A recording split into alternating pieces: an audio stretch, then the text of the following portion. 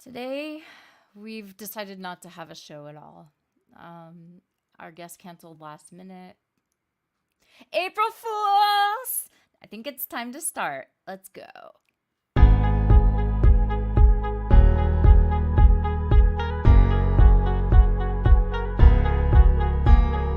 that even work?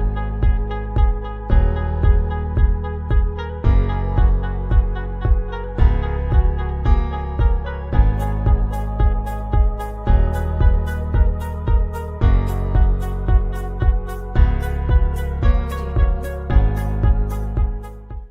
They can all hear me. Hello, everybody, and welcome to Design Career Networks. Get that UX job. I'm Andy Galpern. I'm your host. I am the founder of Design Career Network, and we are a user experience organization dedicated to help designers enhance their careers and also help you explore the possibilities of careers and user experience. Our shows are generally for designers who do have experience working in the field or just are getting started in the field. But we go everywhere from new grads all the way to managers, and we have information every single week. We have a new show featuring wonderful guests and user experience experts. And tonight we have Julia DeBari. And Julia, say hello. Hello, everyone. Hello, Hello, hello. hello. Julia is a design program manager. She's a consultant and she works with a lot of different Fortune 500 companies.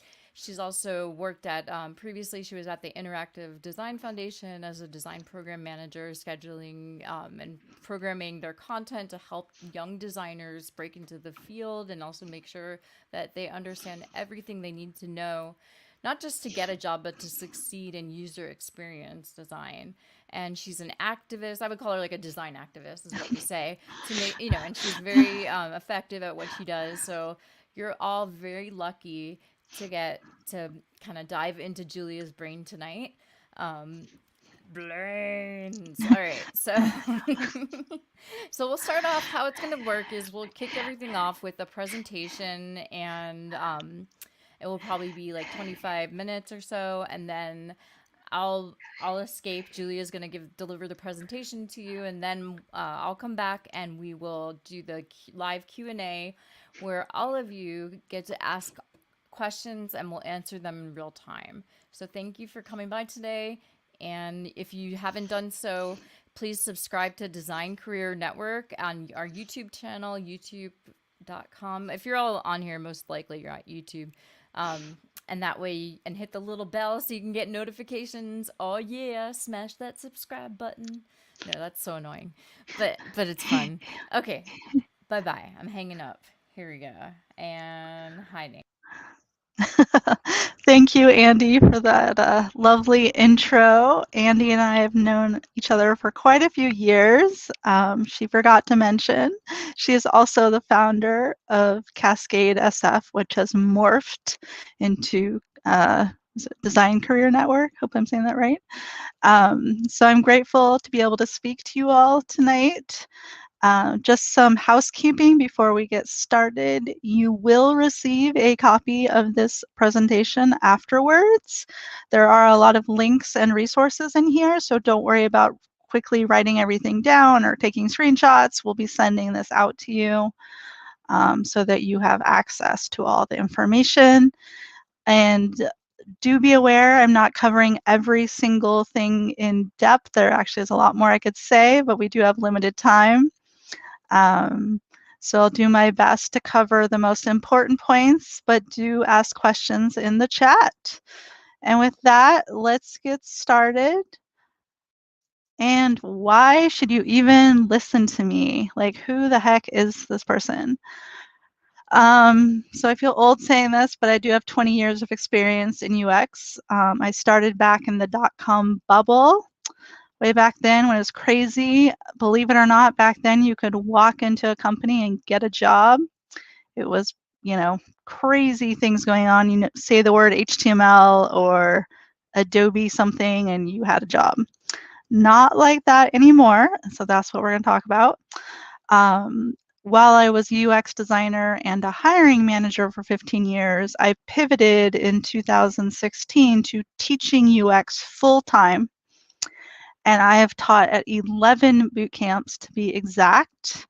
So I can certainly say pros and cons of those. You can also check out my blog at juliad.com where I write about various boot camps. So yeah, I spend a lot of time working with people out of boot camps. If you're not out of a boot camp and doing a university degree, these tips will also be useful to you. But I came across these mostly from working with graduates of boot camps. All right, so we'll have this little diagram as we go along. You graduated, and a lot of boot camps sell you on the idea of going to the boot camp and then you'll come out of boot camp and it's like you'll get a job. Like it just magically happens. You'll get a great job. You'll make all this money and your life will be perfect. However, if you have graduated from a boot camp, you probably know that's not really true. There are lots of other things tied to this, such as money back guarantees, ISAs, loans, which I'm not going to go into, but it's fraught with both excitement and terror on graduation day. You completed the boot camp, but now are you ready to enter the field? So let's move on and talk about portfolios. So as I said, I don't have time to go into everything, but I'll hit some high-level points. So before you start applying to jobs, you must have a minimum of 3 case studies. If you are more advanced in your career, obviously you'll have more, but please, please keep in mind, never have more than 6 case studies just for cognitive load for the hiring manager. You should always have your best work in your portfolio. This is not an archive of all the work you've done. This is the best work you've done that you want to showcase. Another thing to keep in mind is when you have your case studies, you might have had like school projects, maybe you have some real client projects and different stuff, and they might be very all over the place as far as industry or problem being tackled. That's fine if you're not sure where you want to go, but let's say you want to focus on e-commerce or something like that. Then all your case studies should be around e-commerce. If you don't have those after boot camp, then do some volunteering or some pro bono work and get those e-commerce studies in there. We'll talk about that more later. But if you have an industry that you want to focus on, those should be your case studies. You want to make sure you have a compelling About Me page. I was hoping to show some examples, but just didn't have enough time to keep it all in there. But one thing I would suggest is just go look at other people's About Me pages, portfolios, and are they drawing you in? And then learn from what you see. Like, I must admit, mine's not super exciting. I struggle with writing about myself. So I sort of did this like lame trick of putting a lot of pictures of me doing different things like traveling and stuff. And I'm like, well, that's me. But you know, be creative there. You don't have to always tell like how I got into design, but you can if you can make it compelling. You know, practice, have other people read it and see if they're drawn in. You'll hear, tell me a story a lot. And unfortunately, I don't have time to go in the details of how to do that. But good writing in any way, like make me want to read more. So your tagline is that thing where you say like, okay, here's my name on my portfolio. And then underneath that, you might have 1 or 2 lines that you're a UX designer with empathy and focusing on business goals, and you work in San Francisco, California. So we're going to go through a couple examples. It's really hard to do. I haven't succeeded myself, but I know others who have and have done a very good job. But this is really, really key to help you stand out. It's really important to have your own domain name. So it shouldn't be something like squarespace.yourname.com or uxfolio. yourname.com, Dribble, Behance, nothing like that. It should be like whatever you decide to call your website, .com or .design. Definitely a lot more flexibility there than there used to be. Um, you know, if you have a name that's like hard to pronounce, a lot of people have trouble with my last name. So for example, my domain name is juliad.com. I just did my full name, Julia, with my last initial D. Of course, I wanted julia.com, but that was already taken. But I didn't want to put my full last name because people struggle with it. So really think of something that's easy to say and pronounce and write, so it's memorable and easy for people to enter. If you want to go by your first name and it's taken, you can do a few little tricks around it, such as UX by Jane or janeux.com. Do not put numbers or dashes in there. It just makes it more complicated for people to remember. You want it simple, easy to remember, easy to spell. I must admit, my first portfolio way back in the day, in the 90s, I was being all creative and I was like, oh, I want something that's like expresses who I am. And so I came up with the name Lambent Notions, LAMBENT NOTIONS.com, which means daydream. Yeah, no one could spell that. People are always asking if there was a hyphen, um, things like that. And it just didn't say that that was my website. It was like, do you write self-help books or something like that? So, you know, make sure it's clear. You can do actually, I think you can do .ux domains now as well. So just make it clear what you're going to do and your name, you know, make it simple. Make sure your contact information is easily accessible. No contact forms. That's just friction for the hiring manager to contact you. Best case scenario, your contact information is on the footer of every page of your site. Maybe you put it somewhere else, but it should just be on every page. And you don't need to do like a ton of details like your address. Do not put your address on there unless you want spammers and stalkers. But something as simple as like your email address and maybe city and state or country. Um, if you are going for remote roles, then you might hide the city and state because that can disqualify you, which I'll talk about a little bit later. But just having your email and like your LinkedIn, if you want to share related stuff of Instagram and Twitter or anything else like that, that's fine. Just make it easy for people to get to. I do recommend not making your email a link because bots can easily spam you that way. So just have a plain text that people can copy and paste into an email. Finally, your portfolio. Is it a template? Well, of course, in general, it's a template because hopefully you used consistency in your design. But I'm talking about like Behance has like one template, or I must admit Squarespace. I can recognize a Squarespace portfolio a mile away. Try not to be like, yeah, I'm a designer and I used a template that everybody else used. UXfolio has some pretty standard templates. So you want to have a little more creative freedom there. It will take longer to build your portfolio because you're deciding on your template and your design, but in the end, it's well worth it. As I said, I don't recommend something like Squarespace or UXfolio or anything like that. But you know, take everything I say with a grain of salt. I'm not the like Dalai Lama of UX portfolios. I don't know if that's quite the right metaphor there, but these are just things I've seen from being a hiring manager myself, as well as reviewing many, many, many portfolios. So let's look at taglines.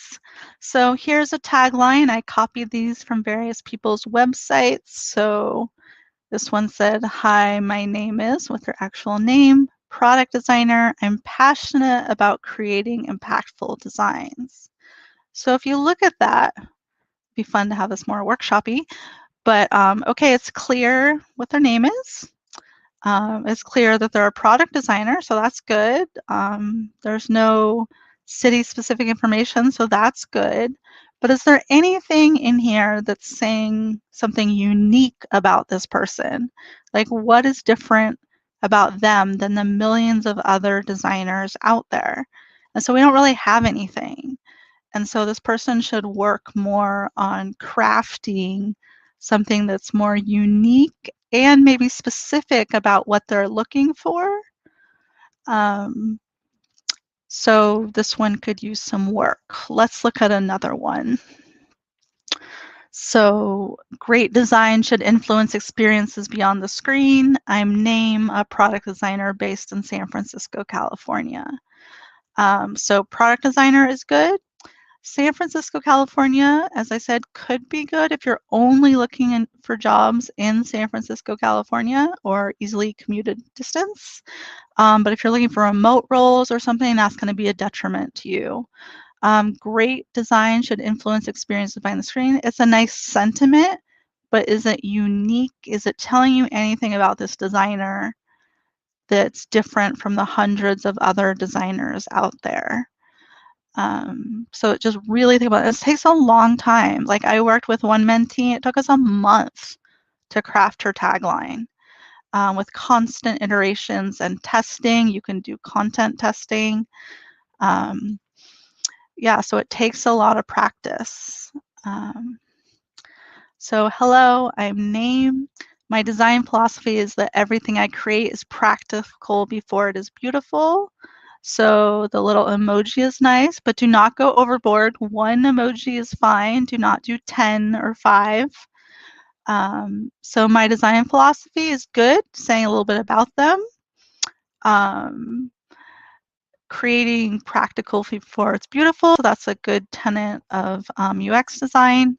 But it doesn't say like I'm a product designer or a UX researcher or UX designer. So it's just missing that one key piece that like a hiring manager or recruiter can put you in that bucket. So you may be asking, well, I want all of those. Like I don't want to limit myself. Yeah, that's true. But recruiters, remember, spend maybe 7 seconds looking at your portfolio, maybe 10 seconds. So you need to be fit in a bucket as quickly as possible.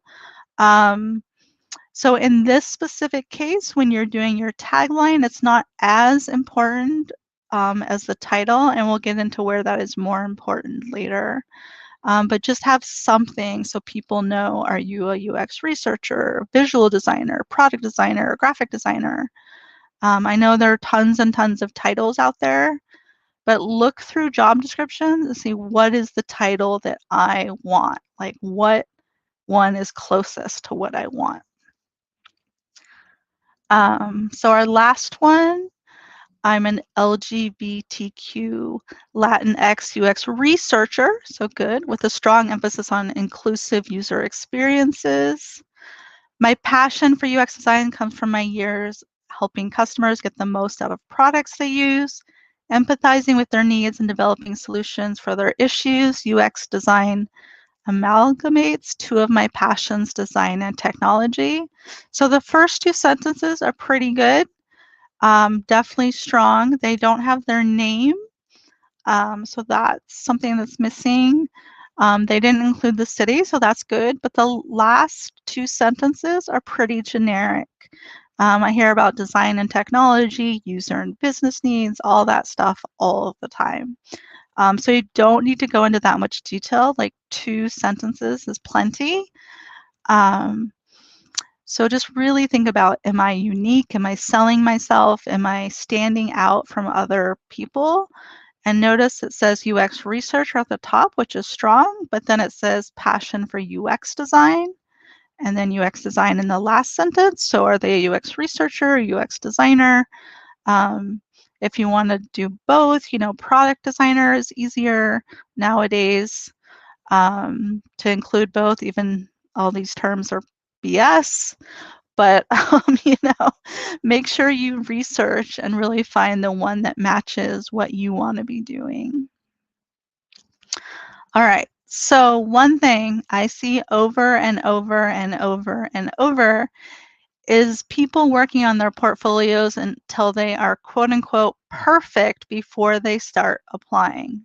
Do not do that. Do not do that. Otherwise, you're going to graduate 4 months later. You're going to be like, oh yeah, I need to like make money and like I need to get a job. Your portfolio is never ever going to be perfect. That's just normal. That's part of our iterative work of design. Um, get it in good shape, start applying, get feedback, iterate, apply, get feedback. I'm later in my career, and I must admit, I have a portfolio. It's a little stagnant, but even now, I spend 2 hours a month updating my portfolio. I must admit, it's been 6 months, so I'm being a little bit of a hypocrite here. But in general, like all throughout my career, I would spend 2 hours a month working on my portfolio. That could be I have a new case study or a new project that I want to highlight. Maybe it's writing a blog post. Maybe it's working on that tagline. Maybe it's updating my About Me page. Maybe I decided that the design is a little, you know, outdated. I want to update that. Don't sit and spend a whole entire weekend working on your portfolio. You're just going to get frustrated and tired. Break it up into steps and make clear goals of what you want to have accomplished. Um, don't wait to apply until your portfolio is perfect. It's never, ever going to be perfect. And perfect for whom? For you or the hiring manager? Every hiring manager or recruiter is different, so it's just not a possible goal. Don't kill yourself and don't waste time. Finish that checklist and start applying. All right, so we've got our portfolio ready to go. We did the checklist. It's in pretty good shape. We're ready to start applying. Yes, job searching is a full-time job. So applying online is a numbers game. When you apply online, you have a 1 in 25 chance of getting a call back. 1 in 25. So, not good. So you're on LinkedIn, you see an awesome job, you hit apply, you upload your resume, maybe a cover letter, you put in your portfolio information and you hit apply, and then you wait and you wait.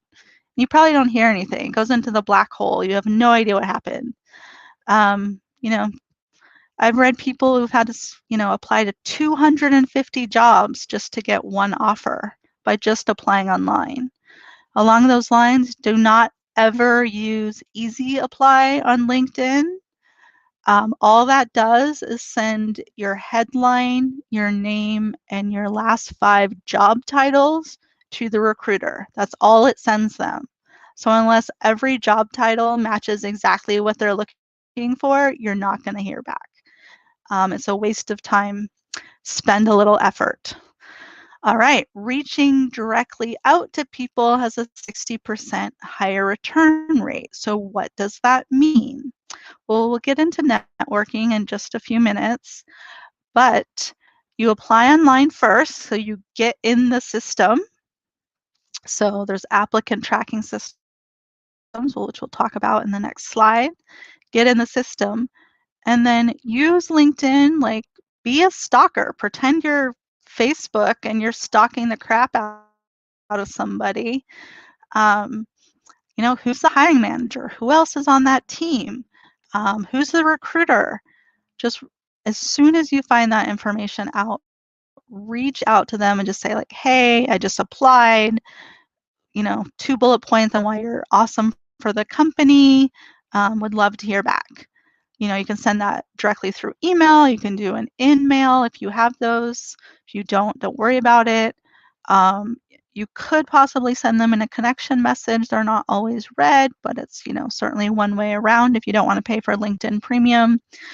Try and find their email. That works best, and we'll go over that in just a minute. So if you don't hear back a week later, Send them another message. Do not copy the same message. Do not be like, hey, I emailed you and I didn't hear back. Or I emailed you last week and I heard her back. Be like, hey, trying to connect, just want to jump to the top of your inbox, something like that. Just a couple sentences, and then keep trying for a good 4 to 6 weeks until you hear back. If it's been 6 weeks, they're probably ignoring you. You can choose to keep going. Persistence is a good quality, but sometimes you've got so many other irons in the fire that maybe it's not worth it. One thing, do not add your resume to your portfolio site. I see this all the time. And the reason is your resume should be very, very targeted to the specific job you're applying for. So a generic resume on your portfolio site is not doing you any favors. I download it and think you don't match what I'm looking for at all. And so then you've just lost a possible opportunity, or you're like making touch-ups and you have to constantly re-upload your resume and link to it again. There's just no benefit to it in the long run. If there's something you want to call out about past experience, just put that directly on your portfolio. And we'll go over how to target your resume in just a minute. And then finally, make sure you have a support network. Friends, families, peers you went to boot camp with, other designers. There's tons of communities of designers out there, from Hexagon UX, Design Buddies. There's a new one I ran into, like the Design Collective Studio or something like that on Discord. There's tons of communities out there for designers. Reach out and just have people you can vent with. If you don't, you're going to get very depressed and in a dark place and you'll give up. You need people to vent to. You need people to give you feedback. You need people to, say, hey, you can do this, and be a cheerleader to you. So these people may be different people providing these different roles, but make sure you have them in your life or you're going to a very dark place. All right, cover letters. Honestly, I'm not the biggest fan of cover letters because I'm lazy.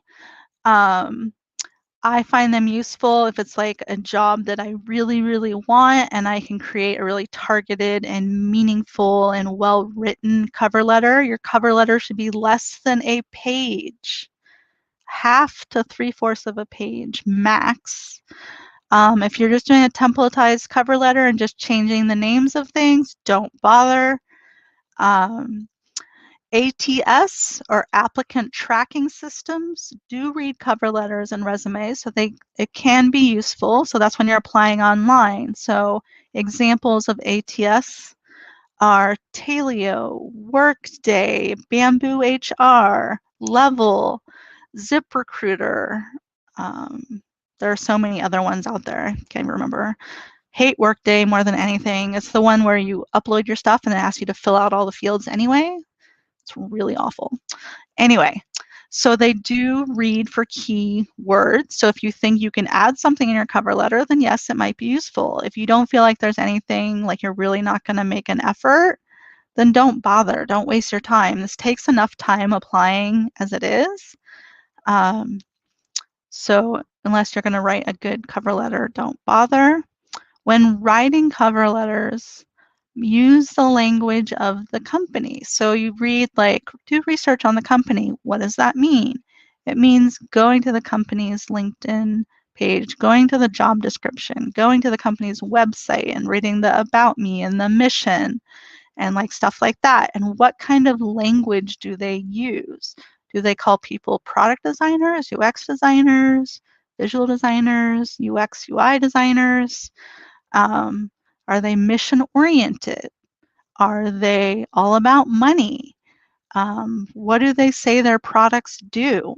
Totally blanking, but like, for example, I had a mentee who really wanted to work at Peloton.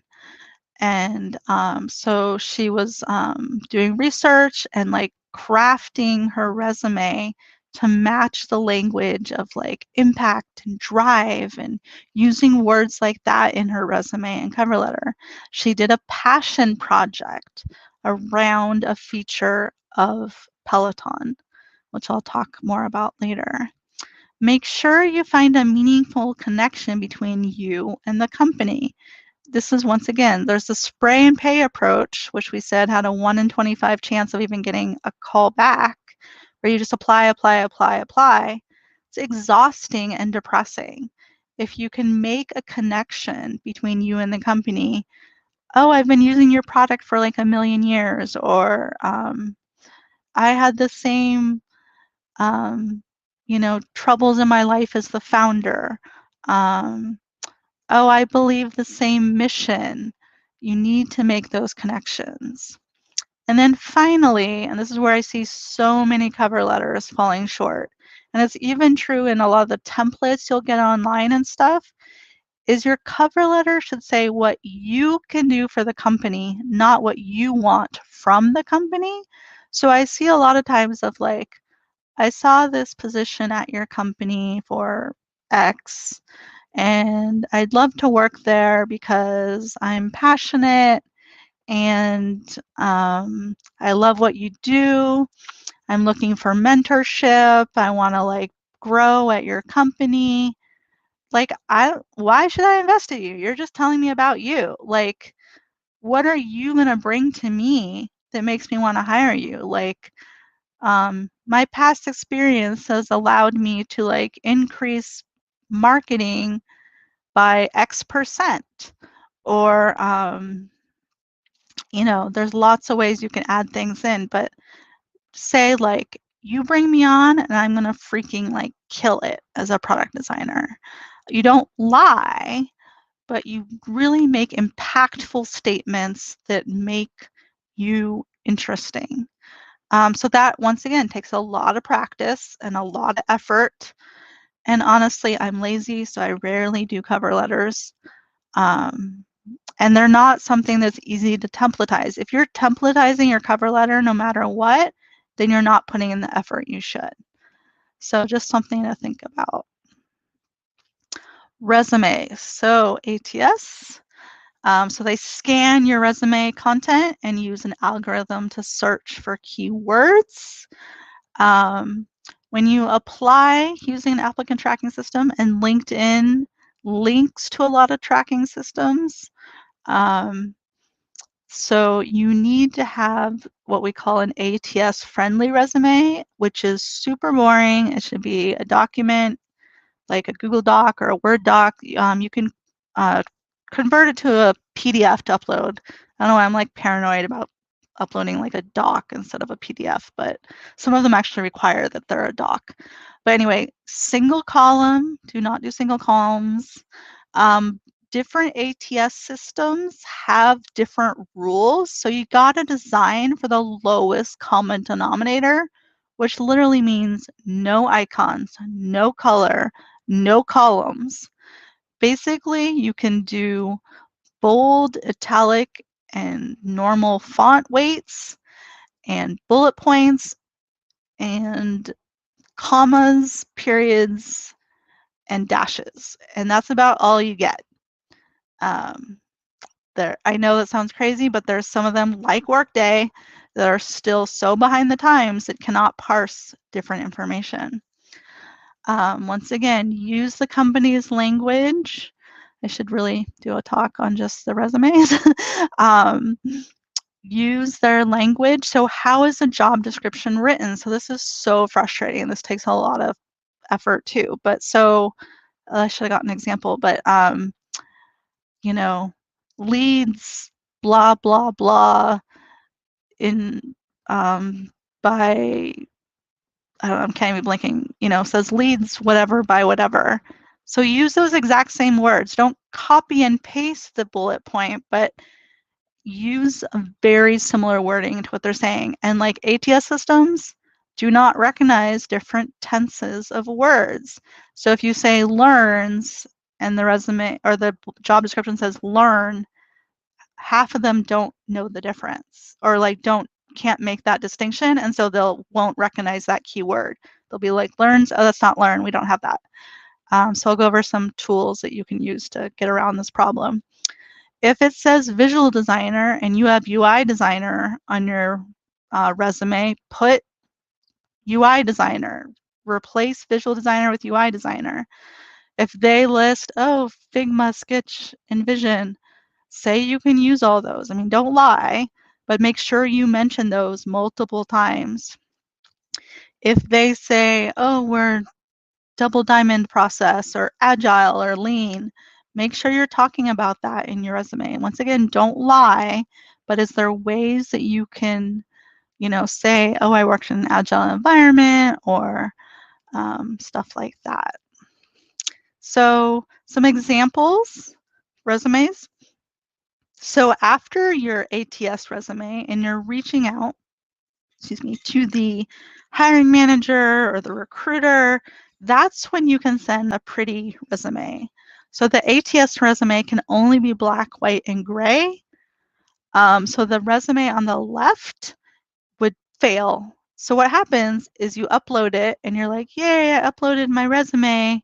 You don't hear anything. Well, it could have automatically rejected you and you wouldn't even know because it wasn't formatted correctly. Like it just goes into a black hole. It's like rejected. You don't get like an email or anything like that. So you don't even know. So the one on the left would not parse by an applicant tracking system. One thing to also keep in mind, if you notice in the bottom, it says like expertise. Don't use graphs or anything like that. There's no baseline on those graphs, so your expertise in that might not match what we consider a high level. You notice little dots on like languages, no baseline once again. So don't use measurements like that. You want actual numbers. So they were trying to be creative and show a nice resume. So you can share a creative resume when you email that hiring manager directly or the recruiter or something. A better way to do it is the one on the right. This person applied to Spotify. So you'll see they're using the Spotify colors. Their bullet points sort of match the icon design of Spotify. They have the lines, the button styles match Spotify. So this is where you can really stand out. I've heard of people doing this for Facebook and Instagram. A lot of the big tech companies mostly. Actually, I did know someone who did it for a startup, for like a food startup. But this is where you can be creative. If you're emailing it directly to someone, don't go overboard, but you can definitely call out like, hey, I'm really interested into your product by doing something like this. And this only works with email. This would fail an applicant tracking system. All right, so here's an example of my ATS-friendly resume. Your layout might not be exactly the same. So one thing to keep in mind is your title up here. I change this for every single job I apply to. Is it called design program manager? Is it UX designer? Is it product? Well, I don't apply to product manager, whatever. This should match the title of the job description. When you go down here, so I was not a design program manager at Interaction Design Foundation. I actually didn't even have a title, which was sort of frustrating. But I worked in the education portion and I managed vendors and I managed content and people. So I was like, well, design program managers do that. So put that in there. So the more instances of the job title you have in your resume, the higher it will rise in ranking in an applicant tracking system. Flatiron School, I was a freaking teacher, you know, but I said design program manager, product design, because I was actually managing multiple projects. Those projects weren't design program manager projects, but they were still, I was managing people and processes, so did that. The other thing to be careful is applicant tracking systems are really picky about where you put your dates and the format they're in. So if you have just year and year, not gonna like it. You need to have month and year. they should usually be on the side. I know some people like put them below down here. Not all of them read that. So I know it's annoying and you can see it gets a little squishy, but always try to put them to the right of your title. They can also be picky about whether you put the company or your title first. So I'll give you a tool for checking that. So another thing is it's really good to have like percentages and like how you showed your impact. So I'd like to show one way I did that is this last bullet here, reduce the need for design resources, which saved the company $125,000 in 6 months. So the way I came up with that is I was teaching 2 classes when I was supposed to have another instructor helping me. So I just took the salary for that supposed help that I didn't have and said, well, like if they would have been working there, the company would have spent this amount of money, but because they were not working there, the company saved this amount of money by working me too much. So that's one way to get some percentages. Another thing you can do is like usability testing, like increased, ease of use by 25%, like use your usability testing numbers. Some of them I'm fudged a little, like for side projects, I actually don't know the exact percentage that I increased the product design student experience. I got positive feedback and I got a lot of, positive stuff, but I can't say it was like exactly 10%. I don't know. Um, I only have qualitative data, but I know that I increased it by some amount. And then I went by how many students I taught and that percentage based on the rest of the amount of students on other campuses. And we were 10% of those students. So that's how I calculated that number. So you got to be a little creative to get those numbers in there, especially if you're first starting out. Usability testing is a really good way to get some numbers in there. And make sure you can use these for your past jobs too. It doesn't have to always be UX jobs.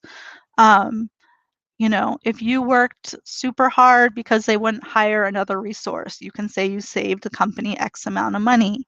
You worked overtime, you saved the company X amount of money.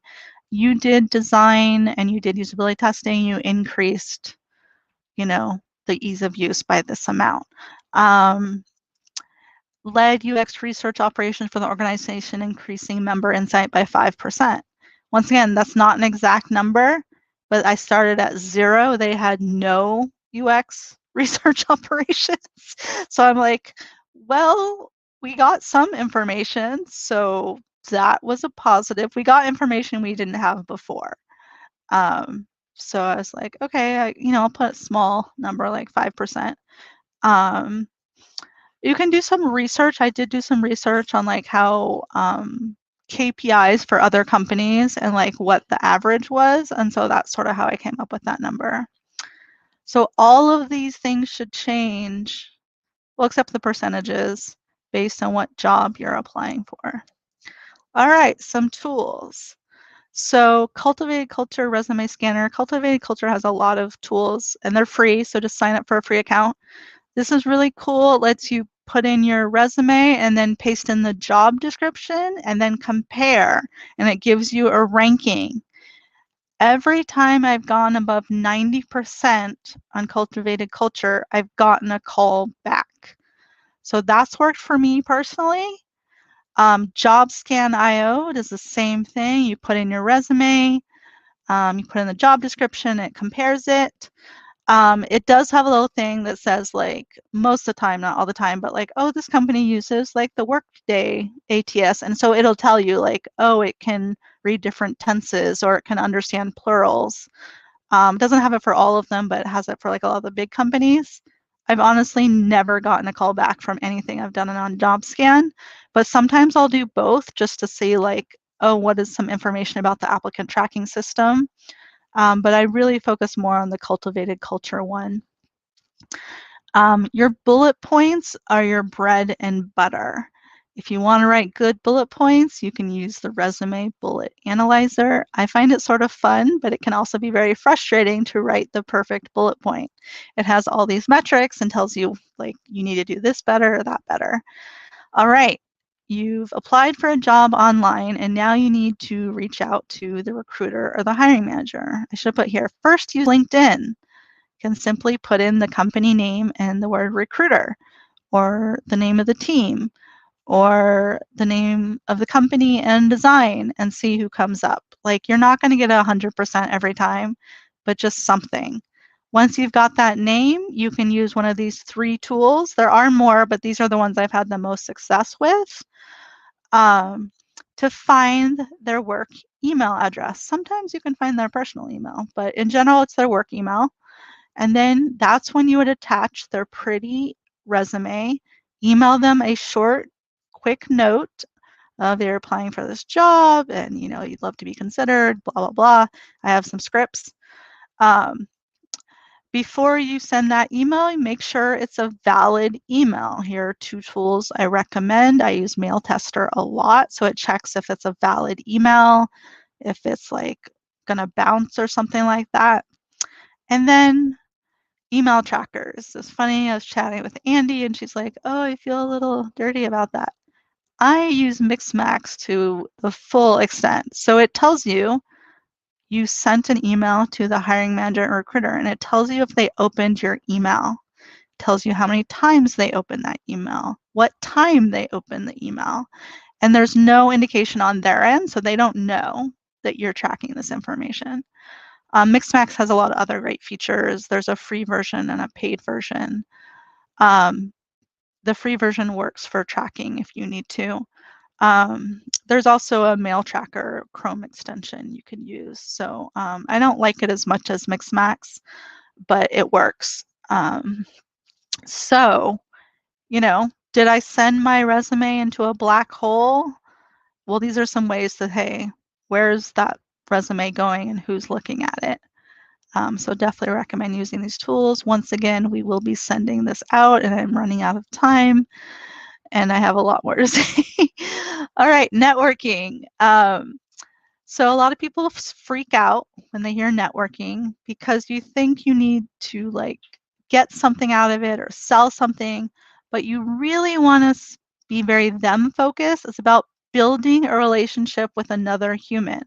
So one thing that I find very interesting is I'll be like, oh, are you networking? And people will be like, yes. And I'll be like, well, what did you do? And they'll be like, I emailed the hiring manager my resume. I'm like, okay, that's not networking. That's just like a shot in the dark.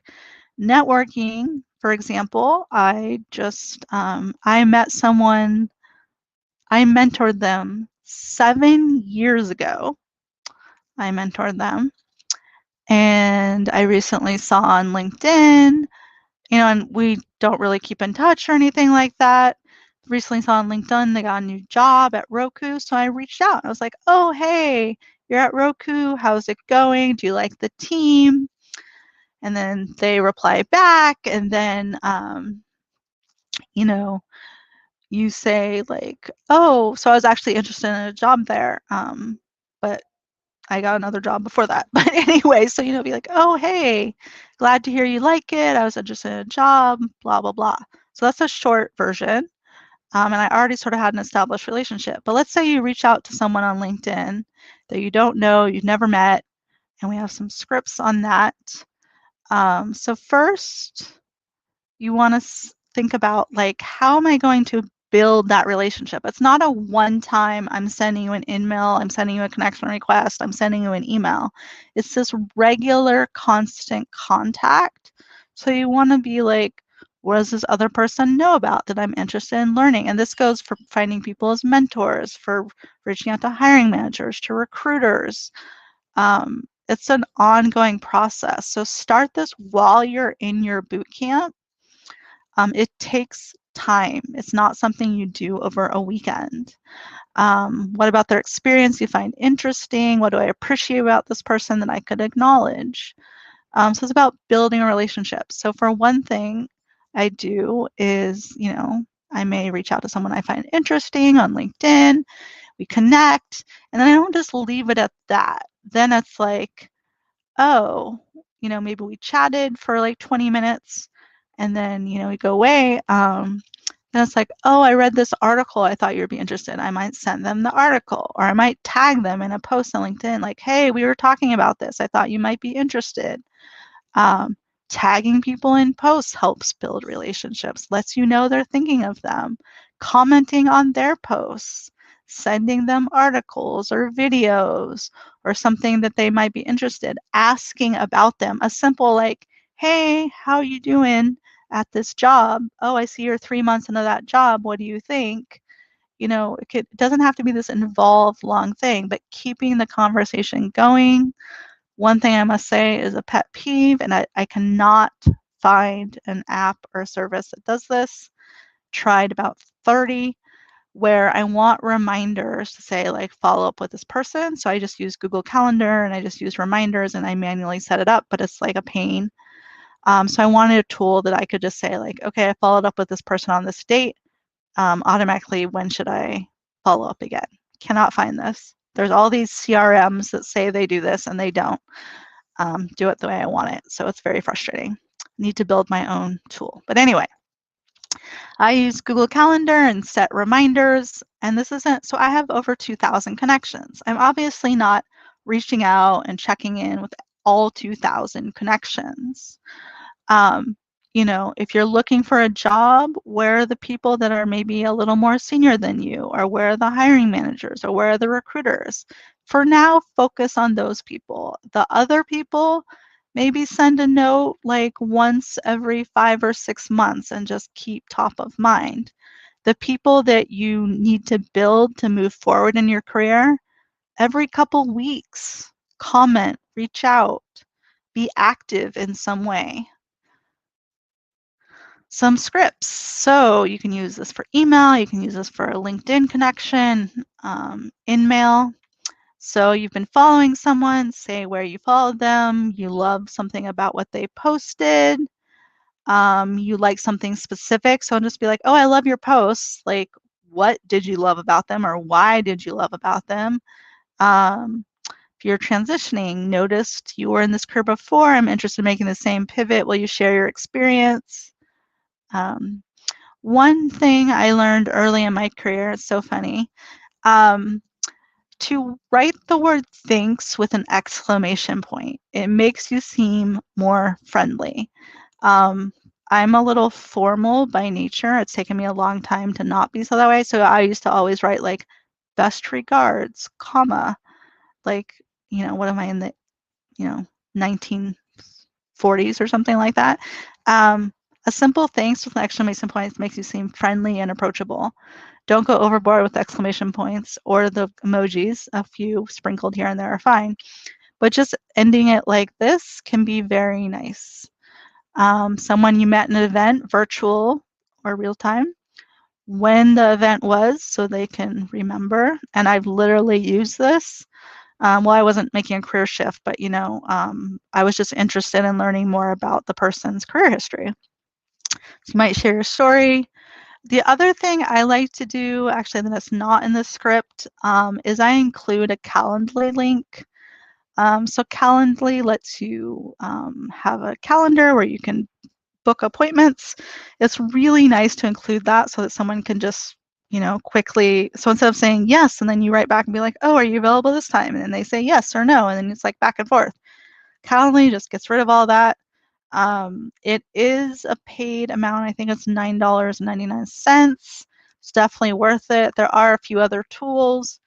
Google Calendar actually has appointment slots. You could set those up as well if you just want a free option and you have a Google account. But that can be helpful if you're asking someone for a chat to just put that in there right away.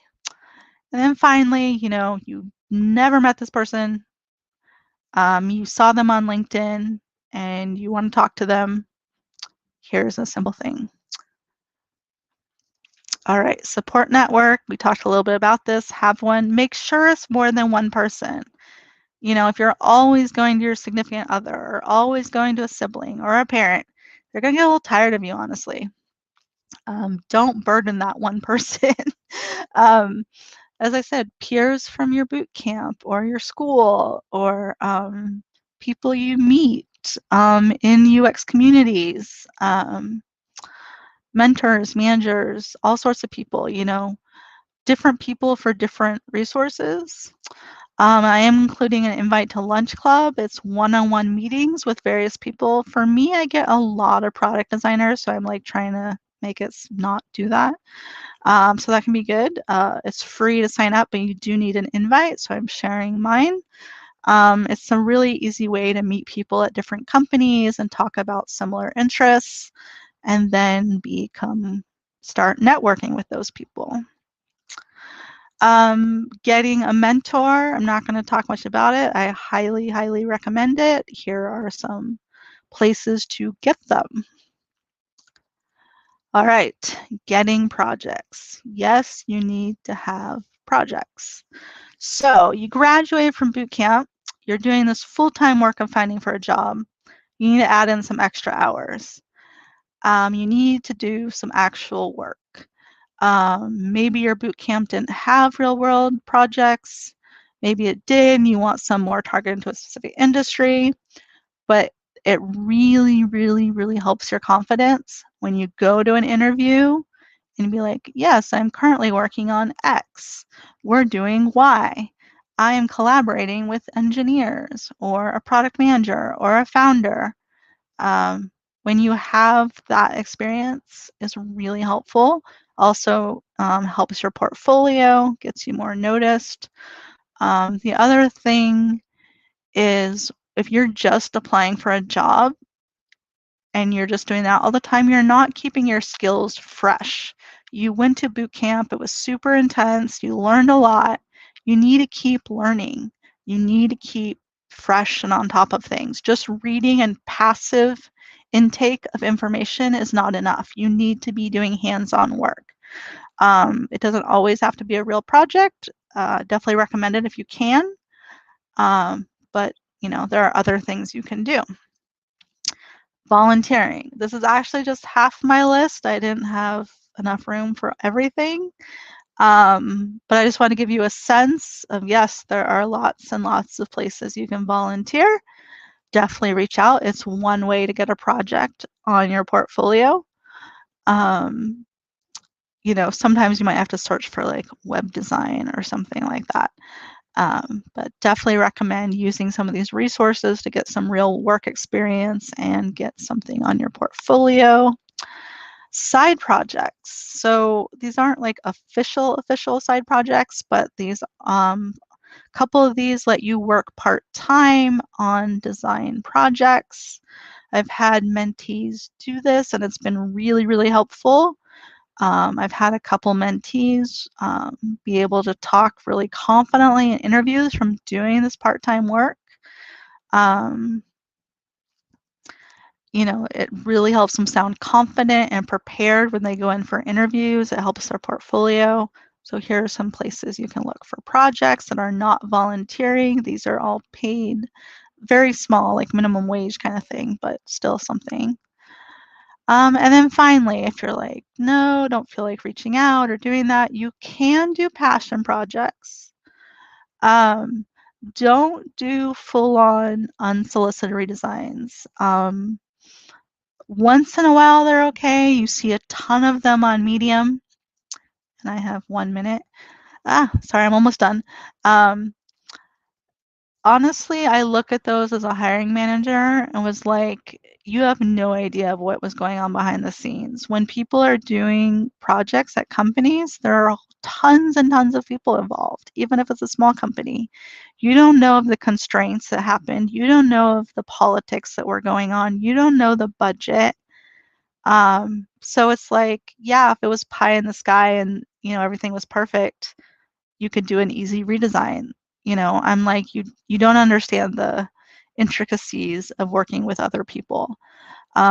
If you do want to do a design or you do your own project, you know, combining two features of something and how that could be easier. So like my student who was saying was Peloton was taking a feature from, oh wait, actually no, she took a feature from a feature from Peloton and added it to Strava.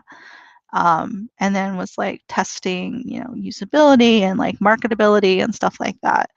Um, so, that really helped her get noticed. Do something smaller, do the whole design process, try and work with other people. You can use Slack communities, be like, hey, I want to work on this project. Let's do it together. I want to know that you can collaborate. I want to know, you can deal with unexpected things thrown in your way. And then finally, do quote unquote web design for a mom and pop business, friend, or a family member. Um, it's always an option.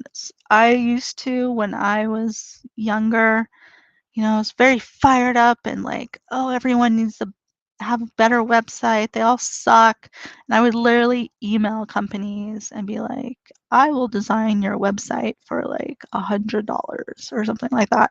I actually just wrote to a bank. I applied for a new account and I was literally stuck for 2 days and I had to contact customer support because I couldn't figure out how to log in because the login buttons were gray and I did not realize they were clickable. Um, Also, the field was gray, and so I thought it was disabled. And like the cursor didn't change when I rolled over them. They're like, no, just click in and then press the button and it'll work. And I couldn't figure it out. So I literally messaged them. I was be like, you need a redesign. I will do it for you. Sometimes that works, sometimes it doesn't, but it's worth a try. All right, last section, the interview offer stage. So the actual interview process can vary depending on the company and the size. Some bigger companies are nice now in that they list out their process. Not all of them do. A few of them do on their page. But a general process is you have a recruiter phone screen. That's like, what's your background? Do not say, I just graduated from boot camp and I'm a junior designer. They will practically hang up on you.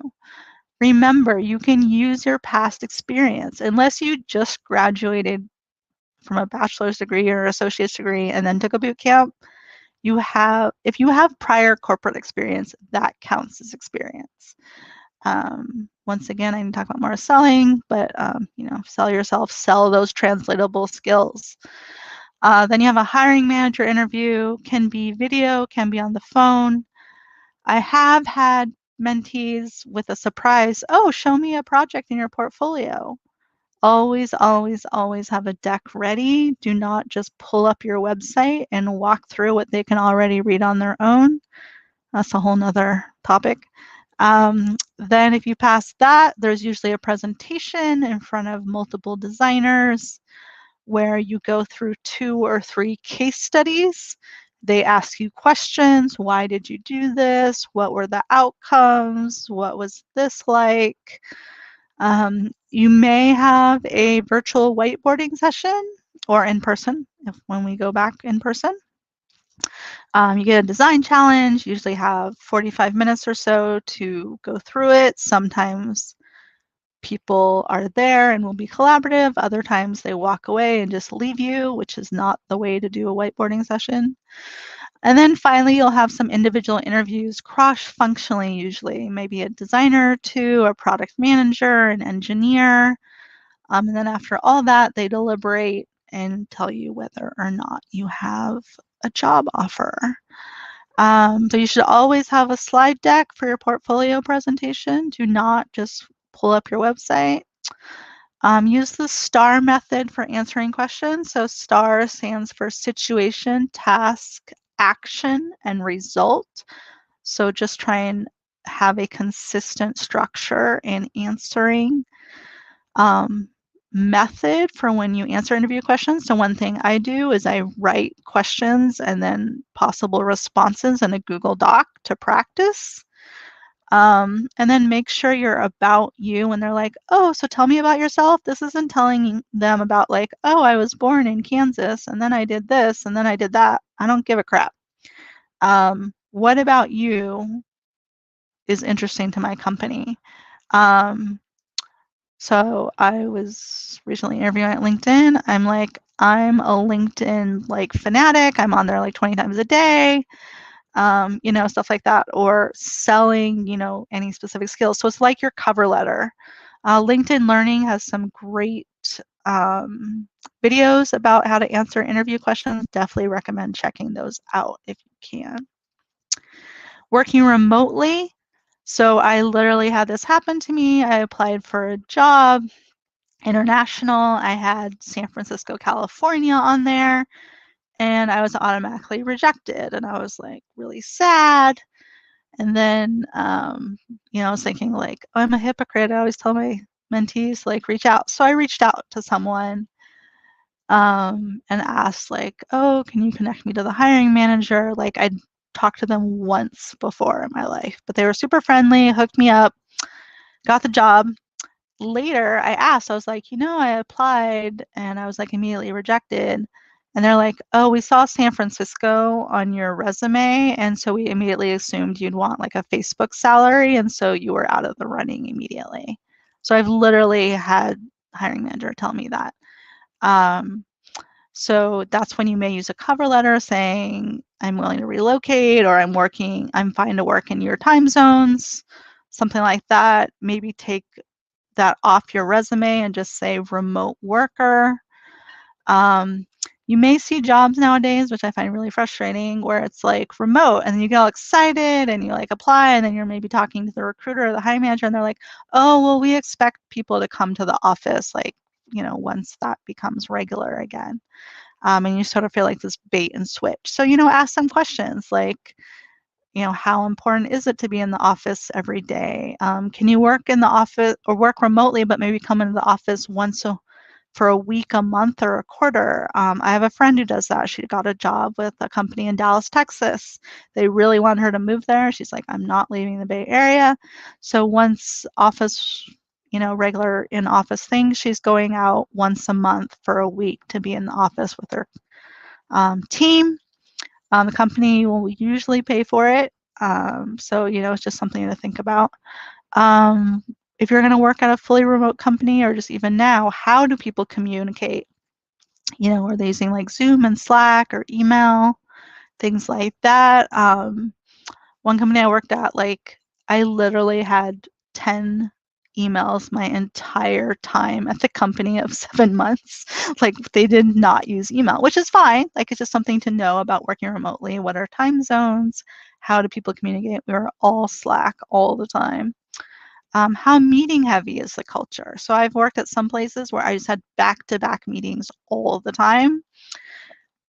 Other places, it's way more relaxed. So just some stuff to find out so you know how to work with the team. Finally, the salary will be based on the company's headquarters and not your location. So that's one thing to keep in mind. If you're here in the Bay Area and you apply to a job in North Carolina, the salary is not going to be your standard San Francisco salary. It's going to be North Carolina salary. I'm actually really fond of contract to hire because then you can like test out the company, see if you really like it. And then when your contract is up and then they say like, oh, we want to hire you, you can be like, sure, or no, thanks, I'll go check something else out. You may have just regular contract. Money is good, so that can be great. Some company, if you contract through an agency, they will offer, some of them offer health benefits and other benefits, so that can work out well. If you most likely might have to do freelance work before getting a full job. Use this resource to find freelance rates. Once you get that job offer, even if it's not your like best job ever, try and stay there for at least 6 months to a year, even if you don't like it. If you're really miserable and it's like a toxic work environment, get out immediately.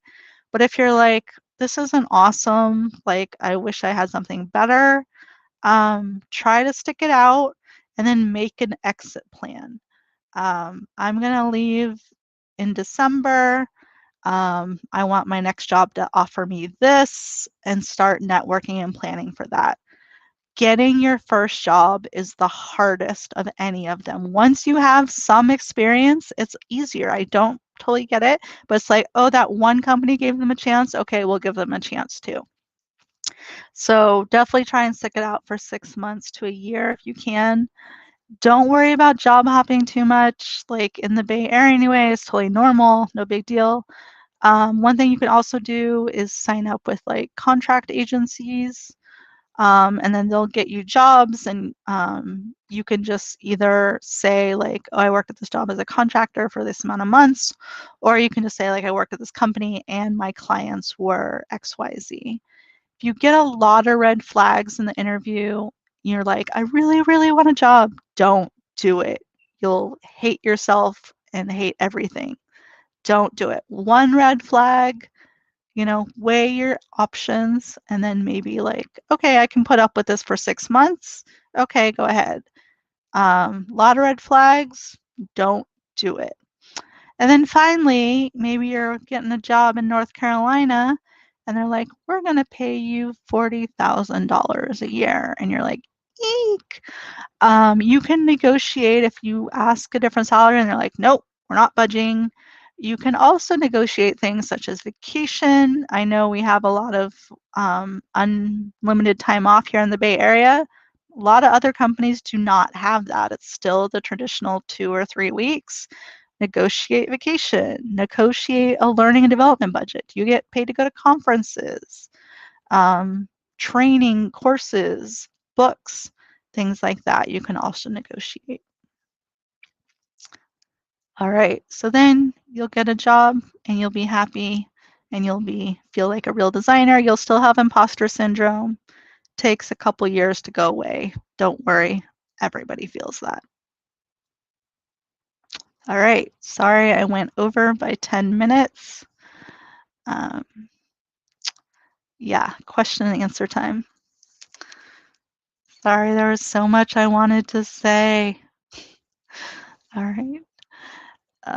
Yeah, sorry. Andy was like, Julia, read this, and I was really bad. Um, so if anyone has any questions, feel free to put them in the chat. Let me see if I For can me.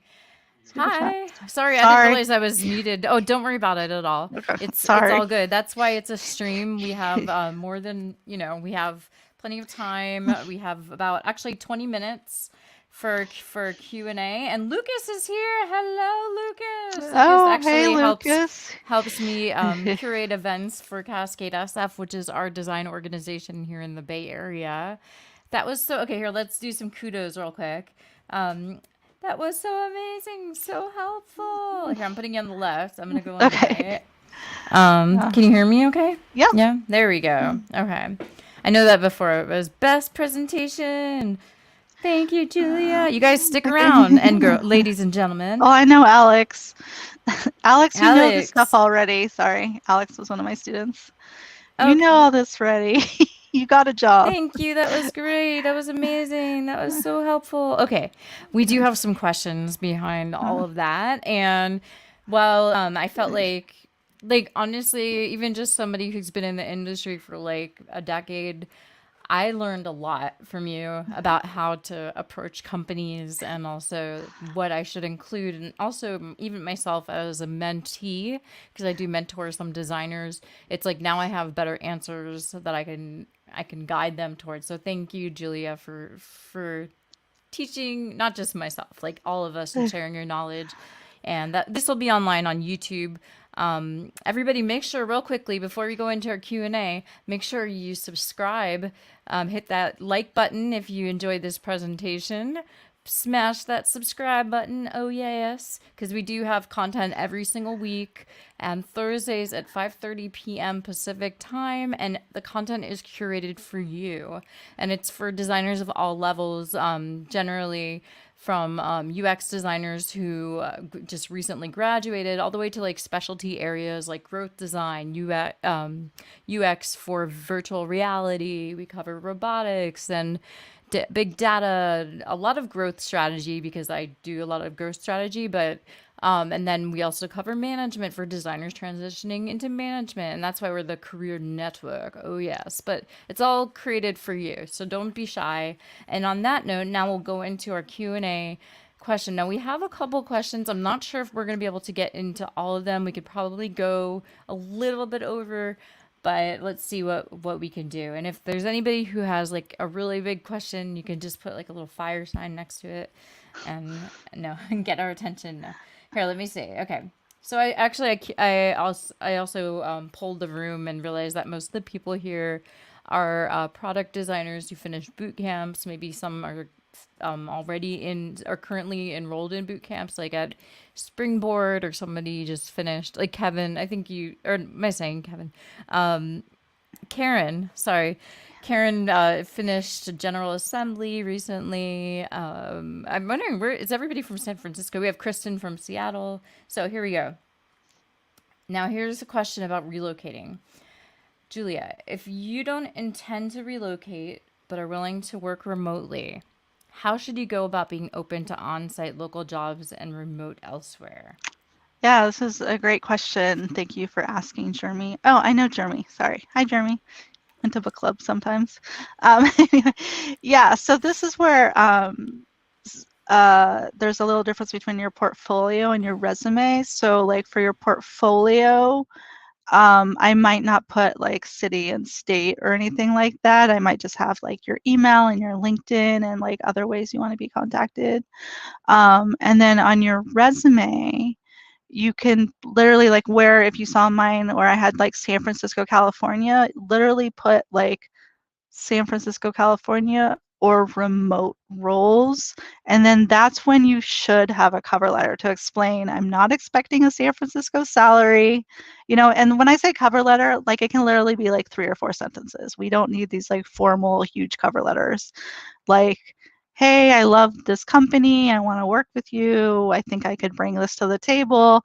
Perfectly happy to working remote. Like, I actually have a student who got a job. She lives here, but it's in London. So she was like, I'm happy to work in London time. Just let them know you're open to working in their time zone and their salary bands. Um, so let's see. And also, it also changes based on, like, say that you're applying for a job that's in San Francisco and the salary might be a little bit more. It's probably good to do some research and see how they pay. Like you mentioned in your inside of your presentation. Yeah. So Yeah. sort of check that out first so you could be like, oh, I'm expecting this or something. Don't be shy, but also think about the experience, right? That you can get Yeah. What are from you going to get there. out of it? Yeah. Exactly. Okay. This is a great question from Michelle. How much should one's resume and LinkedIn profile be similar? Or is it better to have a Really good generic type question. of LinkedIn profile as well? Nothing should be generic, but I'll go. I'll let you answer this. Yeah, that's a really good question. So, I wish I had more time. So yeah, I sort of think You of, do. Don't worry about it. Let's just ignore well, the no, I time. mean, Ignore the I could clock. have talked for another hour. Okay. So, Well, but just keep to going. answer Michelle's question, think of LinkedIn. So this is where you can get pretty detailed. So you might have your job titles.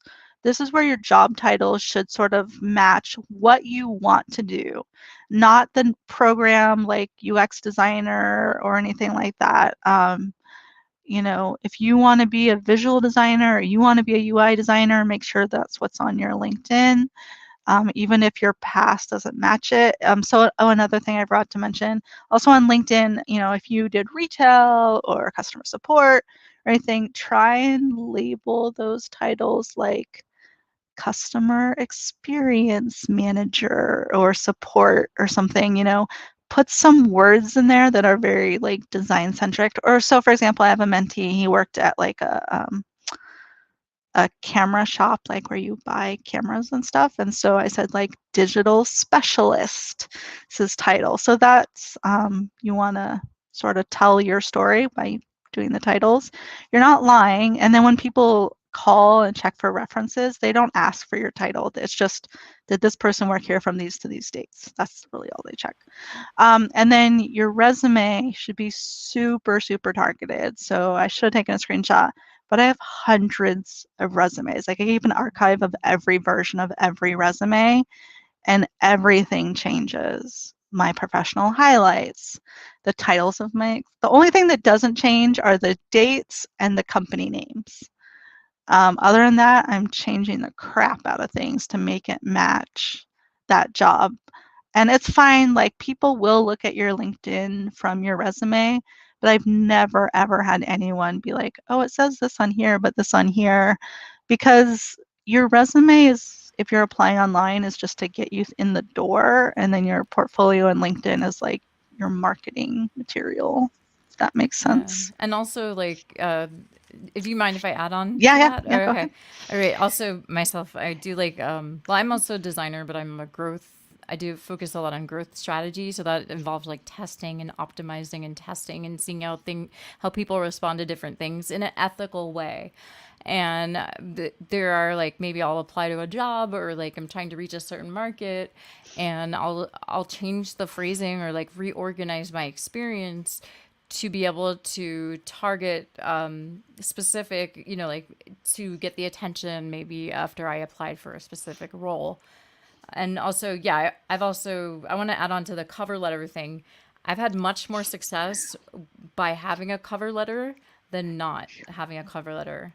So I do agree with you on that as well.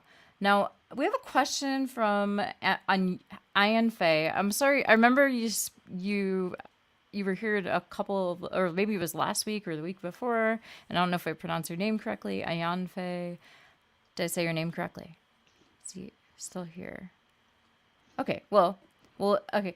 This question, I don't think we can go through the entire thing right now, but I actually, if Lucas, I don't know if you're still there or not, but we were looking for a topic for Lucas to cover, since he also teaches at General Assembly, or maybe Berkeley, he teaches at Berkeley School.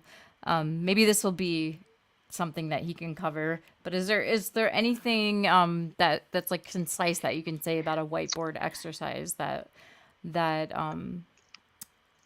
Plan the board and ask a lot of questions. If you don't ask me questions before you start, you're automatically out as far as I'm concerned. Like if you don't ask me like context or about users or something, you're out. it's a really good tip. Yeah. So, but is that a way, like, walk through what to expect for a whiteboard interview? Yeah, I think that would be a really great topic for a night. So, Yeah, there's a lot of detail we could go in there. But yeah, basically to do well, ask questions and plan out the board. It's a lot to expect. So virtual whiteboards of all different flavors, that some suck so badly, like you're like, really, are you're a company, to Google Jam or something like that. And so just being familiar with like sketchy pen tools and crappy color pickers. Miro is awesome, actually. It is Yeah, like I awesome. would use Miro or You, just pen and paper. But I like that usually you're don't get a yeah. choice. Like every Yeah. mentee I've talked to has had a different experience of what they've been used in a virtual Wow. whiteboard challenge. Well, but it's really has to do with how you're thinking, right? Like, Yeah, it's your thought process. what are they trying to understand besides your thought process? Your thought process, unfortunately, is also how you can like think in a very on the spot moment. So if you are someone who needs to think through things and take more time, it's not a good thing, unfortunately, and you can't do anything about that. Um, Definitely want you to explain your process as you're doing it, why you're doing what you're doing, and why you went from step A to step B. But they really just want to know, best case, how you collaborate, how you work with other people, and your thought process.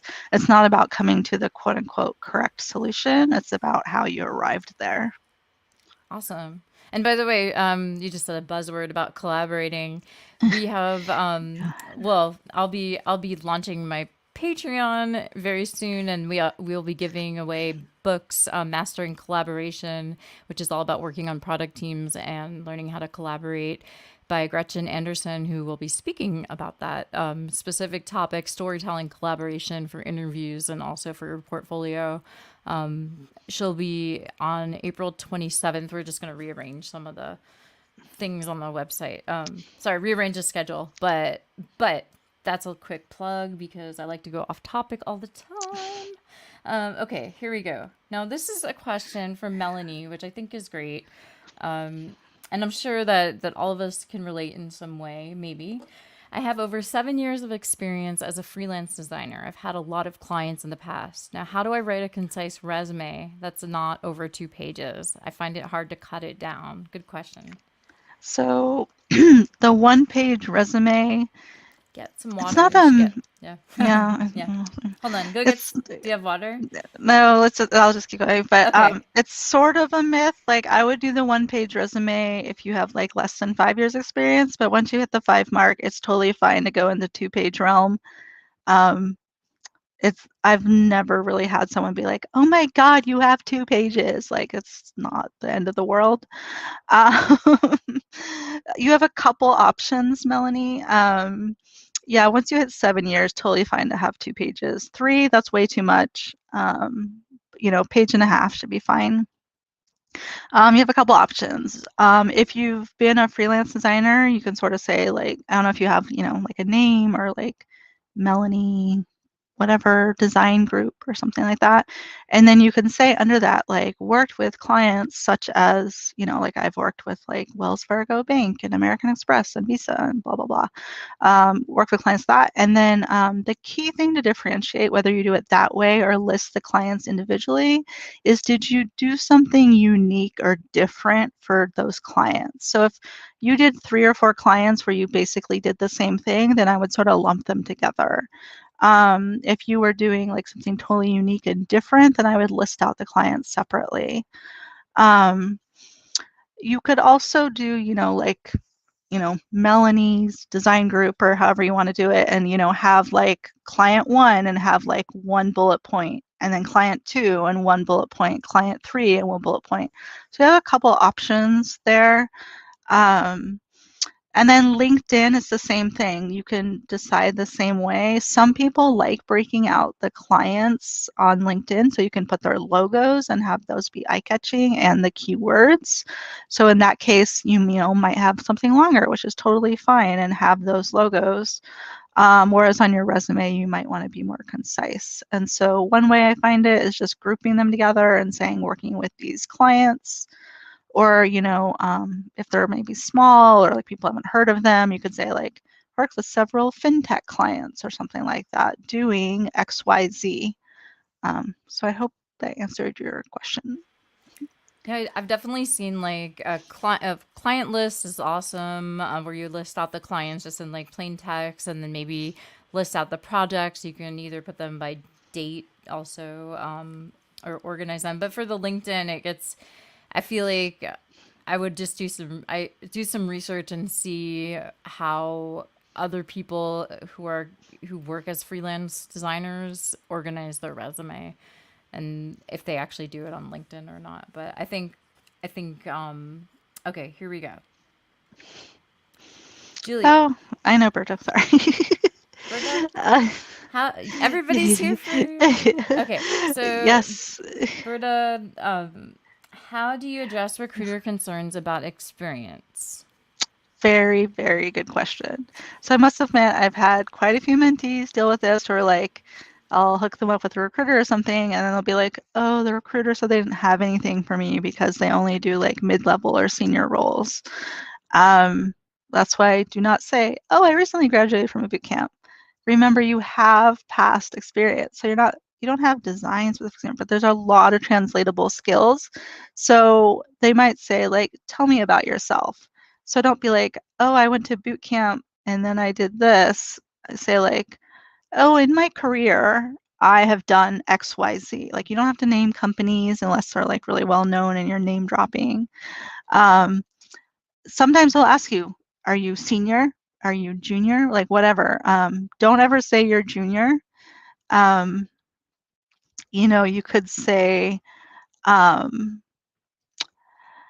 uh, so try not to answer the junior, mid-level, senior if they're like super direct. You can be like, oh, well, I have experience in this. Like Martha, for example, she had her animation background. So she could say, like, well, I've been working in the design industry for X number of years. Or Anna, for example, she had recruiter experience and like waitress experience. Oh, I've been working with customers for 5 years. So it's a lot about like spinning and sort of selling it. they're not going to ask you like, oh, do you have 5 years wireframing experience? They will probably ask you like, are you a junior or senior? Like, don't fall for that. Um, say like, oh, I have X number of years working with clients, or I have X number of years leading projects. That's sort of how you answer it, and play a little. Don't fall into their traps. You know, don't don't fall for that. Um, yeah, use those translatable skills. Um, Sorry, I'll just add like, so for example, Reddy, um, she kept saying she was a junior designer. All the recruiters I introduced her would be like, no, like, we only do mid-level or senior. They kept telling her not to do that. Um, but her past experience was like a visual merchandiser designer kind of person. And so once I told her like how to word it and she did it, she now has a job interview. She's on her second interview for like a mid to senior level role. So it's you just We gotta gotta hire like you is what we have to do. well I'm just just kidding. Or just listen to your advice. It has to do with wording, is what it sounds like, yeah, and and understanding. being Yeah, confident. yeah. So like Understanding yourself. when I Yeah. get really nervous, I eat a lot of sugar because that makes me like excited and happy. Not saying that works for everyone, but yeah, like I was super nervous before my last interview, so I chowed down on a chocolate bar and I was like, yeah, let's do this.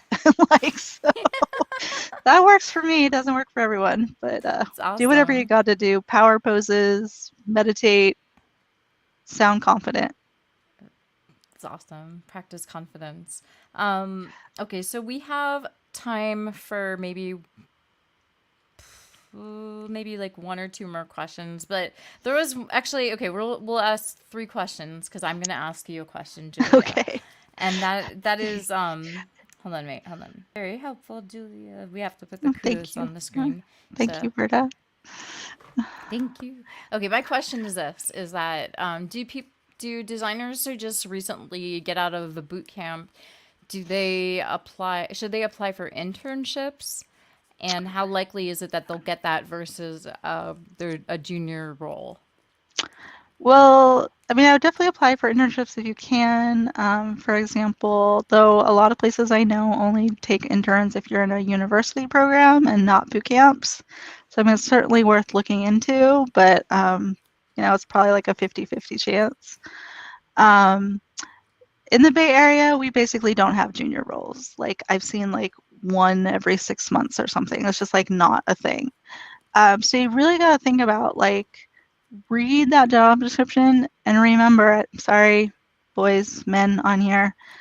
Men apply with 60% and like, yeah, I can do the rest. Women, we wait till 100% of we can do every single thing listed.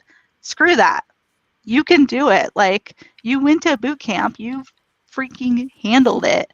So apply if you can do at least 60% of the stuff. You're just applying. The worst they can do is say no. You don't want it to be a numbers game, but if you don't try, you'll never know. Um, so definitely apply for the internships if you can. I apply for anything that doesn't say well, not me, but I tell my mentees to apply for anything, as long as it doesn't say like lead or senior. But I've seen stuff. Well, actually, I don't even say senior because I've seen seniors with 3 years experience. So I'm like, just freaking apply unless you read something in there that's like, oh, I really don't know how to do that. Like it's a big thing, then don't apply. But in general, just apply, and then networking will get you in there. Yeah. And then also you'll learn like this is one of the things that we're going to talk about during the rejection session that I'm planning, which is that you'll learn a lot about yourself and what kind of skills that you need by applying, and the more that you interview and the more you talk to people. It might be like a comparison, oh, I don't have this skill, but in some ways it's really like an action signal and a list of things that you should learn and focus on growing. So like I think one of the most important things, Julia, that you mentioned, I don't know if you mentioned it in the talk or what is it, we were just talking about content. But it was that you always like have to, it's better to constantly be working on projects and have something current than so like always be keep yourself active and keep designing so you have something to talk about that's current. So I thought that was really a very helpful tip from you. You're full of great tips. Yeah. Okay. Yeah, but I agree. I mean, all of us go through it. Like Melanie says that they feel so discouraged by applying to jobs they're not fully qualified for. Often the times they don't even the people writing the job description, they don't even know exactly what they need. They're not like it's rare that they're that clear that they'll be able to describe it word for word. So they often change the description as they meet more candidates and they realize that they might need something else. So it's not if you I do agree the 60% rule is an awesome tip. Okay, so these are two questions. I'm not a big fan of boot camps just because I went to design school and I'm cooler than you all. No, I don't mean that at all. But what I mean is that I feel like formal design training takes more than just like a semester, and that you really have to learn about like principles and illustration techniques and all that stuff. But thanks to like YouTube and all the resources that we have nowadays, we can educate ourselves. But but this question is about boot camps. So, however, I know some of the best designers that I know are self trained. So, I have a design background in a different industry, but I've been told by my prior design experience isn't applicable. What industry? How can a boot camp graduate respond to this type of response? What is that? So Yeah. a- Okay. all this is a signal that you're not selling yourself well enough. I've actually, the person I mentioned earlier, Riddy, was doing the same thing. So she had 9 years. She has a master's degree in like visual merchandising. She's led international projects. Like she's fucking can kick. Sorry, Andy. She can kick. Beep. She can kick butt. Doing her old job. Um, and then she went to a boot camp, and then she's sort of in the same situation. You need to really learn how to word the skills from your prior design experience um, into like UX or product design. Um, I've had people as hairstylists transition. I've had people who were restaurant servers, acupuncturists. Um, if they can do it, you can do it. Architecture is a really common transition. When you say prior designs experience, I was thinking like industrial design or architecture. There's so many applicable related things there that you can use. So it's just really, so what I might do in your case, if you're getting this and you're hearing this a lot, go on ADP list or UX coffee hours and look for a mentor or two that has your prior background, and then set up a session and just work on this one question for a couple hours. Just work on this, practice your response over and over and over. And then one thing I did forget to mention in my presentation, you're not going to interview one or two places and get an offer. It's going to be like 10 interviews. Like your first couple, you're going to bomb. That's just the way it is, like until you get used to the experience. I had one mentee, and she was coming from marketing design and then wanted to do product design, and she did like an interview, and then like 3 weeks later did another one and like was getting rejected. She's like, I can't do this, I'm not gonna do this. Like, I'm shortening the story a little bit. By the time she was done and we like kept working, she did 7 interviews in 1 week and she got 2 offers. That's So it's amazing. That's it's just amazing. like Yeah. almost like a boot camp. Like, you just have to practice, and like you were saying earlier, Andy, like those action Mm-hmm. signals. What are people saying, and what are they doing? And she like totally changed her portfolio presentation. We worked on her answers, and she was just like, I was like, how the hell are you doing 7 interviews in 1 week plus working? Like, she wasn't not working, she had a job, and Yeah. like she freaking nailed it. And she knew, like, it's like practicing and dissecting yourself and really understanding and knowing, like, where do we get these questions? That's what I'm wondering. That's another episode. But I mean, I feel like, yeah, we should have just like live every day with Julia DeBari. Did I say your name correctly? Did I spell it? Yes, you did. Okay, Yes, you DeBari. did. Okay. So we have a reservation for 8 o'clock. That's what my boyfriend is telling me right Oh, now. is there a way you could like No. post the questions in the YouTube comments and I could answer Oh, them there? no, Yeah. absolutely. Actually, Okay. so no, it's fine. So if there are any more questions that you all have, what we would like, yeah, post them in the comments, and then we'll follow up whether Julia responds, or also we can create new shows in a series. In this series, get that UX job. We are always looking for content that will answer your questions, and honestly, this whole series is really about just like nailing the job search, and you nailed it tonight. So like you nailed the presentation on nailing the job search, Julia. I think there was one more question, but I don't know where. Blue collars aren't like that is bad. I don't know if this makes sense. So many industries and trades have juniors or apprentices. Why is white collar work so difficult with this? That's actually, yeah, that's a good. That's interesting. Blue Yes, collar trades aren't like that as badly. Yeah, you're this is true. very, very true. I lament this, and I'm actually working on a side project related to this a little bit.